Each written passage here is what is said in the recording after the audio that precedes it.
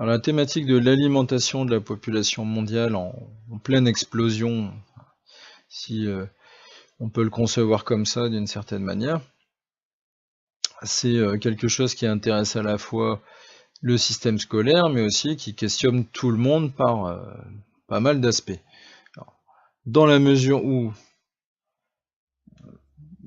chacun est plus ou moins concerné par ce qu'il mange, par on va dire la consommation de produits animaux, est-ce que les animaux sont bien traités, quel type d'animaux, tous les interdits religieux aussi qui existent autour de l'alimentation.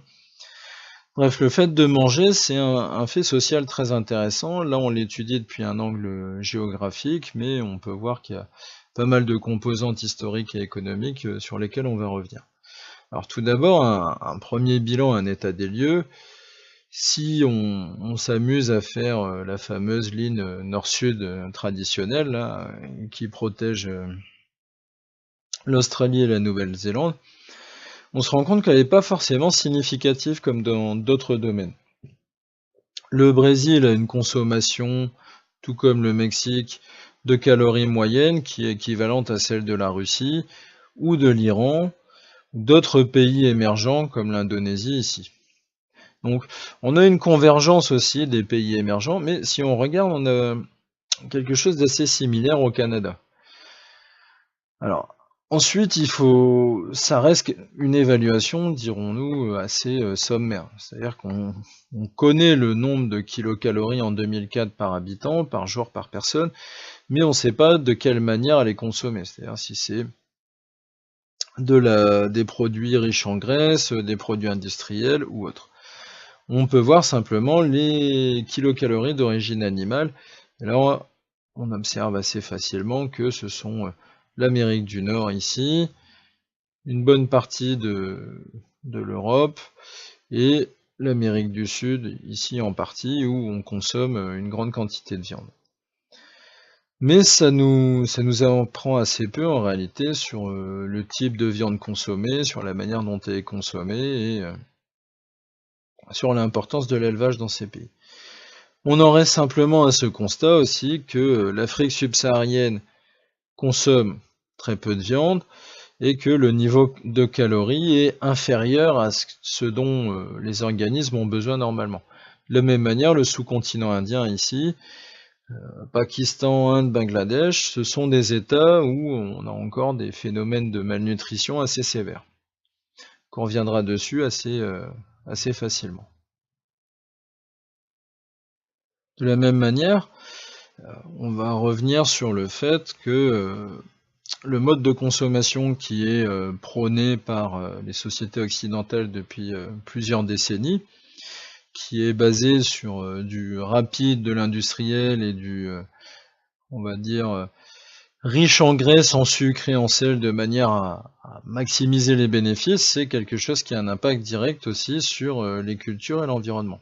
Alors c'est pour ça que je vous ai mis un lien de cause à effet entre la malbouffe ici à droite indiquée sur alimentation. Vous avez un gigantesque sandwich plus ou moins burger, plus ou moins frites sur lequel on dépose une glace, on va dire de manière un petit peu excessive, pour montrer que ce type de repas est clairement un mode de production alimentaire, un mode de consommation des aliments qui est ni bon pour celui qui le mange, ni bon pour la santé justement des régions où c'est produit, ni bon pour la santé des animaux comme ici dans les feedlots. Vous avez des dizaines de milliers de têtes de bétail qui sont réunies dans de grands espaces aux États-Unis ou au Brésil afin d'être engraissées pour faire de la viande, pour satisfaire justement le besoin de viande bovine de beaucoup de pays, notamment les États-Unis, mais aussi de pays émergents comme la Chine. Alors, tout d'abord, on peut observer un lien réel, assez mécanique, entre la croissance démographique et la production agricole. Alors ça veut dire que, forcément, si votre population augmente, vous allez avoir une demande humaine pour l'alimentation et les produits alimentaires qui augmente elle aussi. Mais si on regarde depuis les années 1960, cette demande, elle est stable, elle est relativement lente, entre guillemets, dans la croissance qu'elle produit sur l'alimentation. Et on voit qu'au final, en 2014, c'est le dernier chiffre à peu près fourni par la banque Goldman Sachs, on a 1 milliard de production, enfin 1 milliard de tonnes de produits végétaux qui servent à l'alimentation humaine. Et quand on regarde, on s'aperçoit que la croissance de la consommation de viande a amené à peu près la même chose, c'est-à-dire une production de végétaux destinée à l'alimentation du bétail qui est au moins équivalente à la demande pour l'alimentation humaine. Ce qui veut dire que le bétail, vaches, ovins, on inclut les poulets, là c'est tout l'élevage, les moutons, tout type de production qui permet de faire de la viande. Tous ces animaux réunis vont consommer autant de production végétale, c'est-à-dire essentiellement des céréales, hein, si on prend les vaches, ou des herbages, mais que les êtres humains. Et ensuite, on est obligé d'ajouter un petit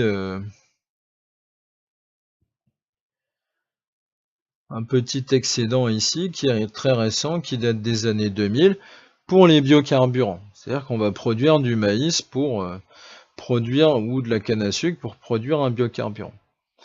Donc la production alimentaire, on s'aperçoit assez rapidement qu'elle pourrait largement suffire aux besoins d'une bonne partie de l'humanité, mais que la majeure partie des végétaux qui sont produits, ou des céréales, si on peut, on va dire, généraliser, servent à l'alimentation des bêtes qui seront mangées par les humains, ou à faire tourner des moteurs. Donc quelque chose qui nous place hors de la nécessité immédiate des sociétés humaines, qui est de manger. Alors, ici, on est clairement dans un champ de type industriel où les moissonneuses batteuses travaillent, et que ce soit aux États-Unis, au Brésil ou en Europe, une bonne partie des céréales produites, que ce soit maïs ou soja, vont servir à nourrir du bétail. Donc on peut dire que d'une certaine manière, il y a une perte d'alimentation très conséquente qui existe sur Terre pour nourrir des bêtes qui seront après mangées, alors que si la consommation de viande était moins importante, légitimement on pourrait imaginer que une plus grande partie de l'alimentation serait mieux répartie entre au moins les régions dans le monde, et les céréales seraient, et les légumineuses, les légumes, les fruits, le gros de l'alimentation humaine, mais ça montre bien qu'on est capable de produire largement assez pour nourrir une population conséquente. Donc nourrir 9 milliards d'êtres humains, c'est pas un problème en réalité. Le questionnement est plutôt basé justement sur la production de viande et la nécessité de nourrir le bétail. Alors, en millions de tonnes, l'évolution de la production mondiale de viande, pour vous montrer, en 1961, on produisait autour de 70 millions de tonnes de viande. En 2009, et je suis prêt à parier qu'aujourd'hui, la tendance a poursuivi sa hausse, en 2018, on se retrouverait autour de 300 millions de tonnes. Alors, ce qui veut dire que la production de viande a été multipliée par plus de 4 en une cinquantaine d'années, alors que la population a dû doubler. Donc on voit bien que la consommation de viande a explosé, et que dans le même temps, il a fallu nourrir ce bétail de manière conséquente. Donc on utilise de plus en plus de terre pour nourrir le bétail, comme au Brésil, ce qui laisse de moins en moins de terre pour la petite agriculture familiale et la subsistance des plus pauvres. Alors ici nous avons un document de la FAO, qui est l'Organisation pour l'alimentation des Nations Unies, où on peut voir les pays qui ont relativement facilement atteint leurs objectifs de réduction de personnes sous-alimentées, et ceux qui ont connu plus de difficultés à atteindre ces objectifs. Alors, en vert, forcément les États qui ont atteint assez facilement leurs objectifs, voire qui étaient en avance par rapport aux objectifs des Nations Unies. On a en gros une Amérique latine qui a connu un certain rattrapage en matière d'indice de développement, de même que certains pays d'Afrique qu'on a ici en vert, hein, qui avaient des objectifs qui faisaient qu'ils partaient de très loin, la Chine et l'Asie du Sud-Est aussi. Par contre, on observe qu'une partie des pays africains, notamment d'Afrique australe et de l'Est, ou d'Afrique centrale, tout comme le sous-continent indien, ont connu des difficultés à enrayer la dynamique, ou en tout cas aller aussi vite dans les progrès vis-à-vis des personnes qui sont sous-alimentées. Alors ce qui implique qu'on reste avec des poches assez importantes de sous-alimentation, forcément en Afrique et en Asie du Sud, qui sont les principales régions où on a des problèmes assez importants pour s'alimenter correctement. Alors s'alimenter correctement en termes de calories, là, comme c'est imaginé par les Nations Unies, mais on verra également le problème de l'obésité et de la suralimentation qui constitue aussi un élément de la malnutrition. Parmi les problèmes de malnutrition, on a également un problème qui ne concerne pas la sous-alimentation, qui est l'obésité. Alors l'obésité, ça suscite assez fréquemment une certaine forme on va dire, de rejet dans les sociétés européennes notamment, où on a tendance à cibler l'obèse, c'est l'autre, c'est le nord-américain. Alors il est vrai qu'avec près de 100 millions de personnes considérées comme obèses aux États-Unis, on est à quasiment un tiers de la population qui est concernée par ce problème, mais c'est loin d'être uniquement une problématique américaine. L'obésité étant considérée comme réellement un poids qui peut occasionner des troubles, notamment cardiovasculaires, un surpoids qui est important. Bon, si on regarde l'obésité gagne du terrain également en Chine, ça reste très peu par rapport à l'ensemble de la population, mais surtout quand on regarde dans les pays du Proche et du Moyen-Orient, notamment en Égypte, en Irak, en Arabie Saoudite, et on a également des pays en Europe de l'Ouest qui sont concernés, comme la France, le Royaume-Uni ou l'Allemagne. Alors à des degrés divers, hein, bien sûr, parce qu'en France, il peut y avoir aussi une obésité qui est moins liée à une certaine alimentation qu'à l'âge, hein, les personnes âgées étant plus touchées, les femmes notamment. Mais ça reste une problématique, si vous regardez, de pays du Nord et de pays émergents. Si on regarde, même chose pour le Brésil et le Mexique, ce sont des pays qui connaissent ce qu'on appelle une épidémie d'obésité. Donc la malnutrition, c'est pas seulement le fait de ne pas assez manger, c'est aussi le fait de trop manger qui devient quand même un problème pour la plupart des sociétés développées. Et quand on regarde, même en Afrique du Sud, on a à peu près 20% de la population qui est concernée par des problématiques d'obésité. Les petites classes moyennes ou certaines populations pauvres accèdent à la nourriture industrielle, la consomment massivement et se retrouvent dans des situations de changement de comportement alimentaire qui font qu'elles vont prendre, ces populations, beaucoup de poids, et notamment dans des cas parfois où il y a de l'inactivité physique, alors qu'avant, dans le monde agricole, on était tout le temps actif.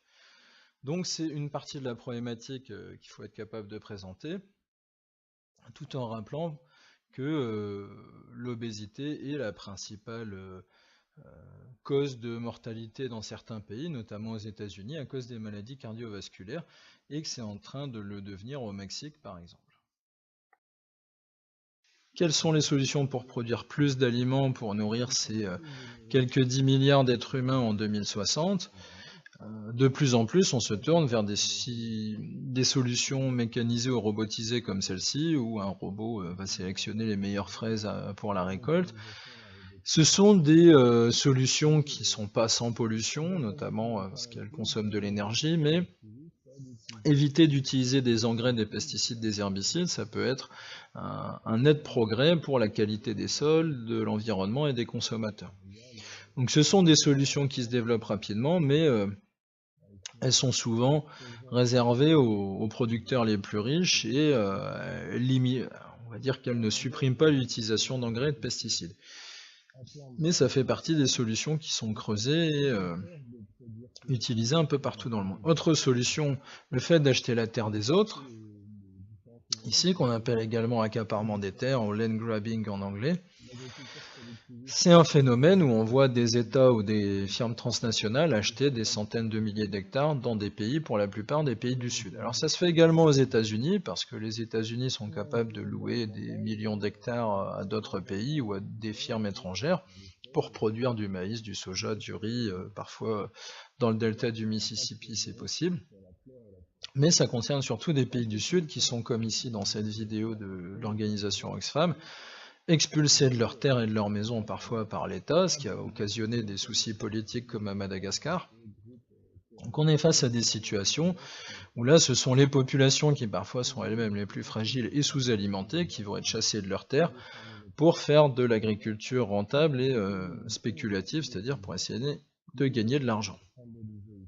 Ensuite on peut également produire des OGM, ça conduit à des phénomènes, empêcher certaines attaques, rendre les plantes plus résistantes au soleil, aux parasites, rendre le maïs fort comme ici. Ça enrichit beaucoup certaines firmes comme Monsanto ou BASF l'allemand qui sont très décriées. D'ailleurs, BASF a racheté Monsanto. Et on est face à une industrie très particulière dans la mesure où les graines, les semences, appartiennent entièrement à l'entreprise et les agriculteurs qui souhaiteraient replanter ces semences ont connu des procès et donc il faut racheter tous les ans les semences à Monsanto BASF la capacité de pour espérer continuer à produire ces OGM. Donc on le verra plus tard, c'est une solution qui a été choisie notamment pour l'alimentation animale, mais c'est peu intéressant pour régler les problèmes d'alimentation dans le monde. Alors, les solutions qu'on a vues précédemment, ce sont essentiellement des solutions qui existe dans l'agriculture dite productiviste. Ici en rouge, l'agriculture qui va produire beaucoup pour vendre et notamment pour exporter. Donc ici au Brésil, dans certaines régions des États-Unis, mais on pourrait étendre quasiment à tous les États-Unis, en Europe de l'Ouest et une partie d'Europe de l'Est, et en Asie, dans certains pays qui doivent produire beaucoup pour une population nombreuse. Mais ce n'est pas tout. Cette agriculture productiviste, elle est accouplée là, à une céréaliculture commerciale ici au Brésil pour faire du soja, ici en Ukraine pour faire des blés qui peuvent servir, aux États-Unis pour faire du maïs, du soja qui servent à l'alimentation animale.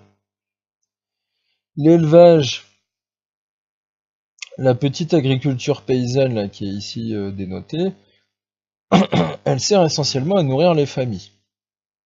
Alors, on voit que l'agriculture paysanne, qu'elle soit intensive comme en Asie, notamment la riziculture ou la petite culture de légumes ou autres, pour nourrir les très importantes populations indiennes et chinoises, on a une agriculture qui reste intensive, qui demande beaucoup de main-d'œuvre, qui se fait notamment pour les rizières, mais aussi pour l'élevage avec une utilisation d'espace qui est relativement faible, hein, mais on arrive à produire quand même beaucoup.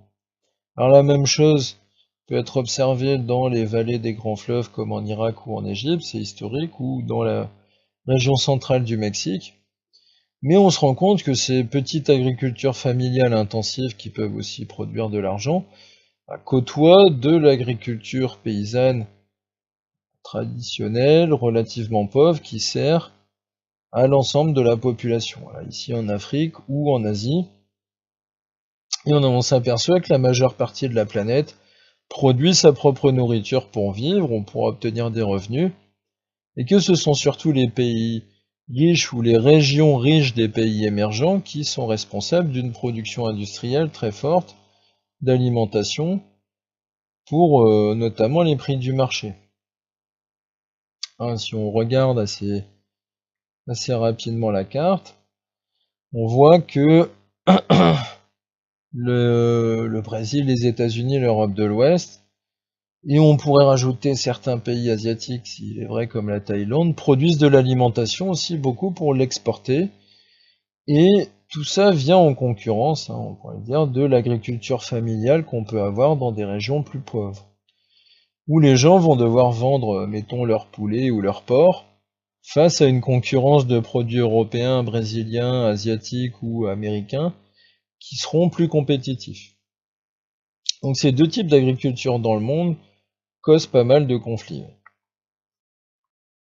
Alors le modèle productiviste nous confronte à des problématiques de la grande agriculture industrialisée, riche, l'agro-industrie comme on l'appelle, qui favorise certains États comme les États-Unis ou le Brésil par rapport aux autres, dans la mesure où les coûts de production sont très bas.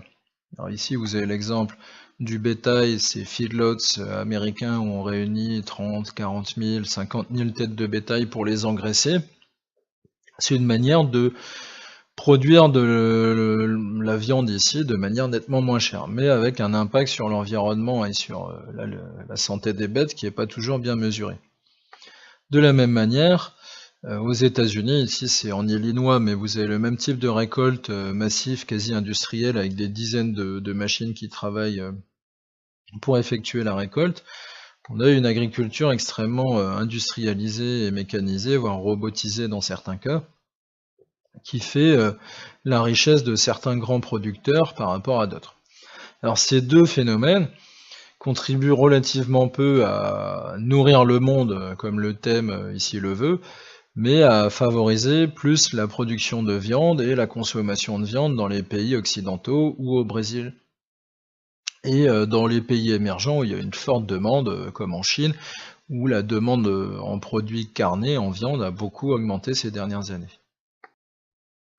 Alors le modèle qu'on a vu précédemment, il s'oppose en grande partie à l'agriculture familiale, qu'on appelle aussi vivrière, qui va produire des vivres qui font vivre la famille, que ce soit pour être vendu ou pour être consommé sur place. Et on a des exemples assez typiques. Comme l'agriculture intensive des rivières asiatiques, comme ici en Indonésie, où on a clairement des rizières qui sont partagées familialement dans les villages, qui sont travaillées avec une forte main-d'œuvre humaine et qui vont servir soit à vendre du riz d'exportation, mais aussi à être consommé par les familles. Donc là, on a une agriculture qui peut utiliser parfois des engrais ou des pesticides, la plupart du temps quand même en bien moindre quantité que les grandes entreprises ou les grands propriétaires. Mais on a un système aussi qui demande toujours beaucoup de main-d'œuvre et qui fait appel à l'ensemble de la famille. D'un autre côté, on a une petite agriculture familiale également en Afrique, où on va produire fruits et légumes et céréales locales avec des faibles rendements. Et ces agricultures, ces deux-là, elles entrent en confrontation de manière assez féroce avec la capacité de production de l'agro-industrie. Mais il faut avoir conscience que dans le monde, 90% des agriculteurs entrent encore dans ces deux catégories, et ils sont encore aussi notamment très présents en Amérique latine. Alors face à ces différents modèles agricoles et problématiques justement d'alimentation dans le monde, il existe des alternatives ou des solutions, c'est pour ça que j'ai mis un point d'interrogation, on n'est pas sûr que ce soit réellement des solutions, telles que le commerce équitable, où si vous regardez un petit peu le schéma, le producteur de café, de cacao, recevra 2 fois plus sur le prix de vente qu'un producteur classique par rapport, mettons, au café Nestlé. Donc ça nous place dans un système qui favorise les projets de développement, qui favorise on va dire, les producteurs qui ne sont pas les plus riches ni les plus grands, mais ça reste quand même un marché très faible, notamment en France, mais aussi dans le monde en général. Si on regarde un petit peu, 10 millions de personnes dans le monde vivent du commerce équitable, ce qui correspond à moins d'1% des agriculteurs, donc on voit que le phénomène est négligeable. Un chiffre d'affaires qui augmente très vite, mais qui est surtout le fait de 2 pays, notamment le Royaume-Uni et les États-Unis, qui sont un peu en pointe en matière de commerce équitable sur un produit spécifique qui est la banane, mais aussi parfois le chocolat. On voit que la France n'est pas si mal placée ici, avec 315 millions d'euros de recettes. Ça concerne essentiellement des produits très spécifiques, ici si vous regardez le café, le sucre, les bananes, le cacao, donc ça ne peut pas concerner l'ensemble de la production, notamment les céréales, même si on pourrait l'imaginer. On a une belle courbe de croissance pour les ventes, le chiffre d'affaires du commerce équitable en France, mais ça reste des chiffres qui sont très très faibles par rapport à l'ensemble des ventes. Hein, ici, 400 millions d'euros en France, ça correspond tout de même à les chiffres d'affaires de 2 ou 3 gros hypermarchés, pas plus. Donc on est face à un système qui est intéressant, mais qui reste ce qu'on appelle un marché de niche, c'est-à-dire un marché très spécialisé qui permet pas non plus aux producteurs de bien vivre. Si on s'intéresse d'un autre côté à l'agriculture biologique, on se rend compte assez rapidement aussi des problématiques. Les surfaces cultivées en Europe et le nombre d'exploitations en milliers sont très importantes en Europe. On a 350 000 quasiment exploitations biologiques en Europe, ce qui implique tout de même une main-d'œuvre considérable et des gens qui vivent certainement mieux de leur production. On a des surfaces plus grandes en Océanie, mais c'est essentiellement de l'élevage, donc ça explique pourquoi les surfaces sont si importantes. Au Brésil, on a beaucoup de gens qui en vivent sur des surfaces plus faibles, mais certainement parce qu'on a besoin de surfaces plus petites au Brésil pour réussir à vivre de l'agriculture biologique. Quand on regarde le parent pauvre, c'est réellement l'Amérique du Nord, où le biologique, même s'il fait recette auprès d'une petite catégorie de la population, il peine à se développer grandement. Donc l'agriculture biologique, c'est une solution pour pas mal d'agriculteurs justement qui sont dans des domaines, notamment les vergers, les fruits, la transformation des produits qui peut être intéressante. Mais on a moins de 3 millions d'exploitants bio sur l'ensemble de la planète. Donc on arrive quand même à une situation qui fait qu'entre le commerce équitable et le bio, d'ailleurs qui peuvent être les mêmes personnes, on n'a pas un nombre de personnes considérable, de producteurs impliqués, quelques millions, peut-être 10-15 millions sur plus d'1 milliard d'agriculteurs. Donc on a des systèmes ou des alternatives qui gagnent en crédibilité, mais ça reste encore des phénomènes pas assez développés, qui ne peuvent pas répondre aux problématiques de l'alimentation dans le monde. Alors, une autre alternative qui existe et qu'on a rapidement étudiée, ce sont les OGM. Les OGM, ce sont donc des organismes génétiquement modifiés, mettons un plant de maïs auquel on aurait ajouté un gène qui lui permet d'être résistant à un parasite. Alors ces cultures, elles sont très critiquées dans certains milieux, c'est pour ça qu'ici je vous ai mis par exemple France Nature Environnement qui explique avec raison scientifiquement qu'on n'a pas assez de recul pour savoir si les OGM sont réellement sans danger pour les hommes et pour la faune et la flore, parce que ces mutations génétiques peuvent se transmettre à d'autres espèces, créer un effet boule de neige qui aurait des conséquences qu'on ne peut pas prévoir. Admettons qu'une plante invasive devienne résistante à tous les herbicides, on se retrouverait avec un travail de désherbage dans le monde entier qui serait extrêmement problématique. Donc, on a peu de recul sur les OGM, c'est vrai, mais ça n'empêche pas l'explosion de la culture. Ici, sur cet extrait du dessous des cartes, vous avez des surfaces qui ont été multipliées par 100 à peu près en moins d'une vingtaine d'années et une explosion de la production des OGM dans les pays du Sud, Inde, Chine, Brésil, Amérique du Sud, là où on voit qu'ici, ça en vient à dépasser l'Amérique du Nord et l'Australie. Alors les OGM, c'est une solution qui a été beaucoup employée pour améliorer les rendements tout en diminuant les herbicides, les pesticides, les engrais. Mais dans certains cas, la culture revient globalement aussi cher et avec des rendements qui ne sont pas forcément meilleurs. Donc c'est très spécialisé sur deux cultures, le maïs et le soja, pour l'alimentation animale, où là, on s'inquiète moins des répercussions et de manière industrielle, on arrive à abaisser les coûts avec ces OGM, mais il n'est pas sûr que ça diminue tant que ça l'utilisation de pesticides, d'engrais ou autres qui se poursuit. Donc les OGM, cela reste une affaire à suivre. Et on a globalement trop peu de recul en termes d'études scientifiques pour savoir quels sont l'impact des OGM dans le monde. Pour résumer l'ensemble de la problématique, on peut dire que la population mondiale va continuer de croître. On devrait être autour de 10 milliards en 2060. La production agro-industrielle est suffisante pour nourrir l'ensemble de la population, mais pollue les sols et occasionne des dégâts importants sur on va dire l'environnement et notamment la forêt au Brésil, en Malaisie ou en Indonésie, des pays comme ça où les cultures gagnent. Elle est souvent contrôlée par des firmes transnationales des pays du Nord, comme Nestlé, Cargill, Mondelez, l'américain, Danone ou autre, ou émergents, je vous ai mis comme JBS au Brésil, le principal producteur de viande aujourd'hui au monde. Mais ça répond très peu aux besoins des populations sous-alimentées, vu que ce qui les intéresse, eux, c'est le marché, c'est-à-dire vendre à des populations qui ont les moyens de se nourrir. Alors ça, c'est un premier point. On n'est pas face à une situation de pénurie alimentaire dans le monde, on est face à une situation de surconsommation avec l'agro-industrie et de difficulté des gens les plus pauvres à se nourrir.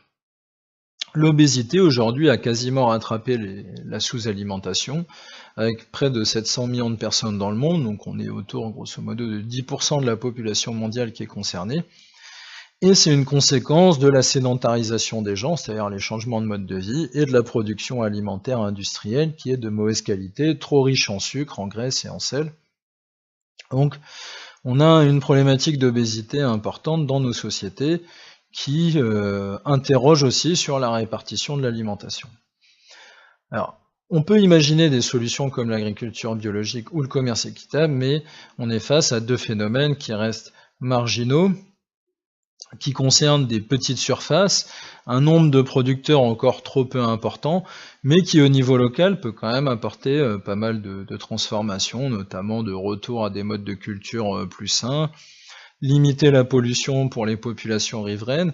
Donc ce sont des solutions, mais essentiellement locales. Au niveau mondial, il faut continuer de chercher des solutions et essayer de répondre à ce défi alimentaire si on veut diminuer réellement la sous-alimentation dans le monde.